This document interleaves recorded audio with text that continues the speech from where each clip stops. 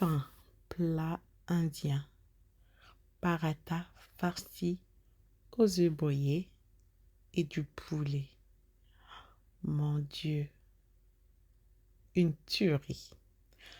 Bonjour tout le monde, contente de vous retrouver pour la nouvelle recette du pain paratha farci. Pour ça, j'avais besoin de 120 ml d'eau que j'ai mis dans un saladier ou dans une bassine. Je vais rajouter une pincée de sel. Je vais aller rajouter des cuillères à soupe d'huile végétale. Ensuite, je vais aller rajouter 200 g de farine. Donc, mon eau était tiède. Donc, voilà. Je vais aller bien mélanger, pétrir légèrement ma pâte. Ça ne demande pas beaucoup de pétrissage, cette recette. Une fois mon mélange bien homogène, je vais aller faire une petite boule que je vais aller filmer au contact et mettre de côté ma pâte. Pendant ce temps, je vais aller prendre une poêle. Je vais aller cuire mon escalope de poulet de deux faces et je vais aller saler, poivrer et mettre un petit peu de paprika. Vous pouvez même en rajouter les épices de votre choix. Donc voilà, libre à vous de choisir. On va faire pareil de l'autre côté. Une fois que c'est bien frit, on va venir couper en petits morceaux. Faut pas les émietter non plus.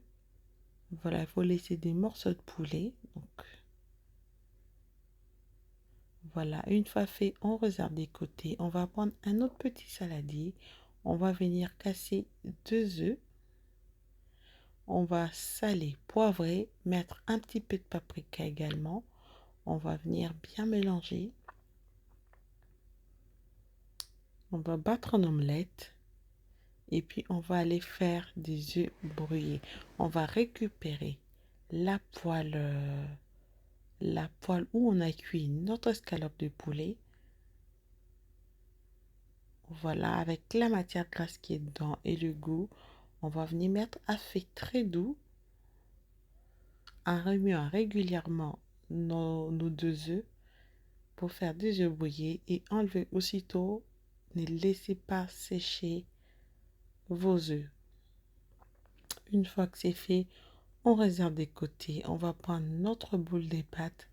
On va aplatir légèrement. Il faut bien aplatir environ 25 cm de diamètre. On va venir mettre de la mozzarella râpée. On va rajouter les œufs brouillés. Voilà, vraiment mettre dans le centre de la pâte. Ensuite, on va rajouter une autre couche de la mozzarella râpée par-dessus. Après avoir fait cela, on va rabattre la pâte sur elle-même, comme ce que je vous montre sur la vidéo, en essayant de souder au maximum proprement pour faire en sorte que votre pâte à la cuisson qu'elle puisse cuire totalement. Voilà, on va essayer de fermer la pâte comme ceci. Voilà, on rectifie. Ensuite, on va refariner le plan de travail. On va aller remettre la pâte. On va l'aplatir délicatement. C'est très important. Vous y allez vraiment, vraiment délicatement parce que la pâte là, elle est fragile maintenant parce qu'il y a de la garniture à l'intérieur. Si vous y allez trop fort, si vous appuyez trop fort, vous risquerez de sortir toutes vos garnitures et ça va gâcher toute votre recette. Voilà, on aplatit légèrement, délicatement. Une fois que c'est fait, on va atteindre à peu près 25 à 30 cm de diamètre encore. On va prendre une poêle de la même taille que votre pâte.